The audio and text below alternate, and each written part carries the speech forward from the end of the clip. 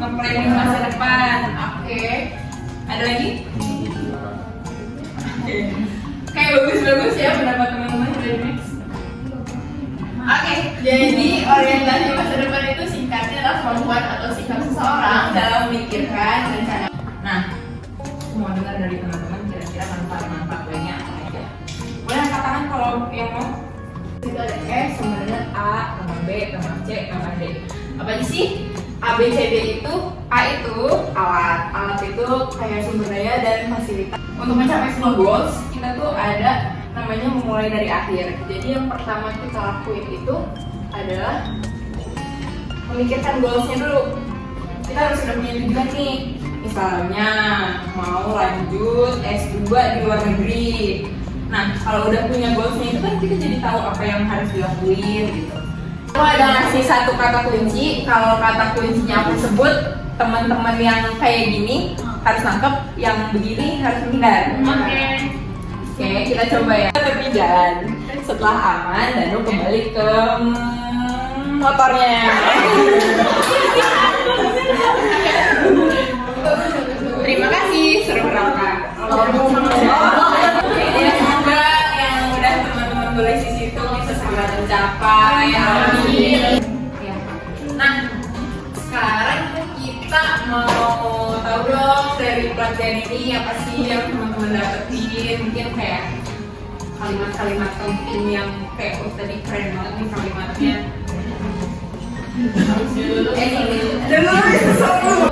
Kalau dalam pelatihan andragogi, pelatihan untuk orang-orang yang udah gede kayak kalian ini, kita semua adalah warga belajar. Jadi kalian dan kita itu kedudukannya sama, ada yang lebih, nggak ada yang kurang.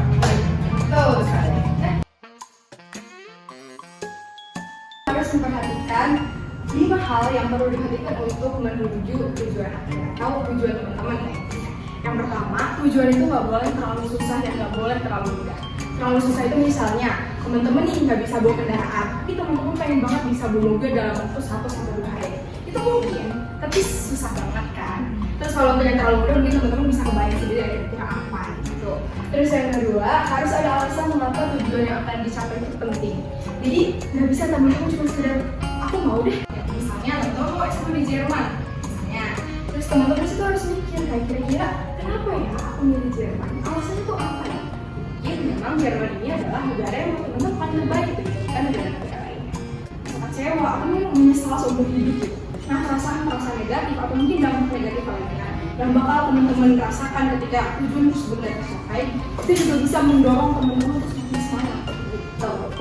Lanjut yang keempat, perubahan ini kita derajat tiap hari dalam dimensi waktu.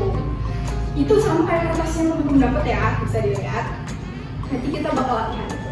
Jadi, Anda perlu sering dengar namanya rencana itu harus dibagi menjadi rencana jangka pendek, jangka menengah, dan juga jangka panjang.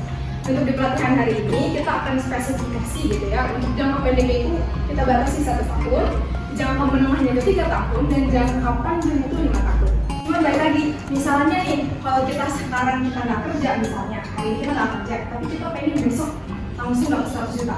Secara logika mungkin kan, tapi kan kita tetap nggak tahu ya, misalnya ada mungkin proses yang lain gitu, orang yang lain bisa mewujudkan hal tersebut gitu ya. Itu kan dari luarnya, teman-teman itu harus udah tahu istilahnya mau negara mana. Masuk akal loh ya kan? Terus negaranya harus apa? Terus karena informasi soal ISMA itu kan gampang banget diakses di sosial media, teman-teman juga harus tahu kira-kira ada requirements-nya itu apa aja. Kan sekarang beda-beda ya, kalau ISMA tuh ada yang IELTS, ada yang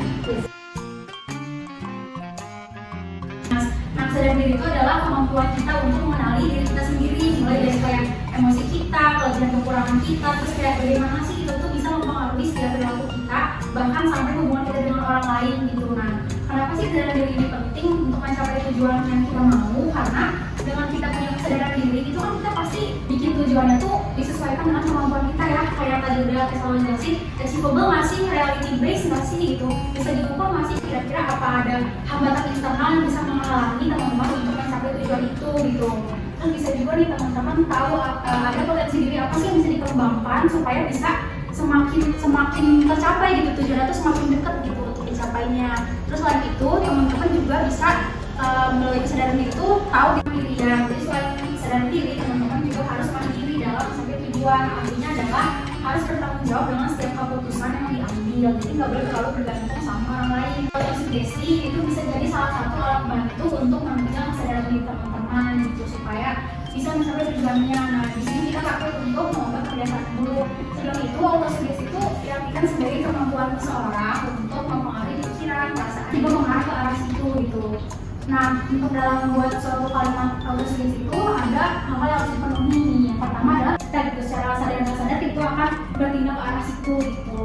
Nah ini contohnya kayak tadi udah aku sebutin, kalau misalkan malas belajar, bikinlah kalimat autosugesti yang memenuhi unsur-unsur tadi, kayak kalimatnya positif. Terus ini contohnya adalah saya adalah orang yang rajin belajar. Jadi dimensi waktu yang jelas maksudnya adalah kalau teman-teman mau bikin kalimat autosugesti itu jangan pakai kata-kata yang rancu, misalkan akan, suatu hari, mungkin, nanti, itu nggak jelas gitu kapan gitu. Pikiran positif kita pasti mikir emang kapan gitu.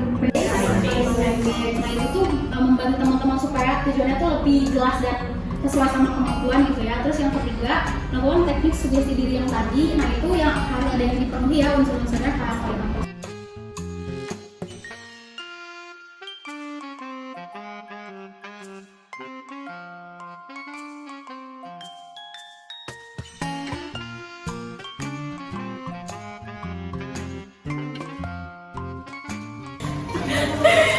Pengen bisa punya IPK yang bagus. Terus pengen tambah jauh lagi ngedit di Propiden.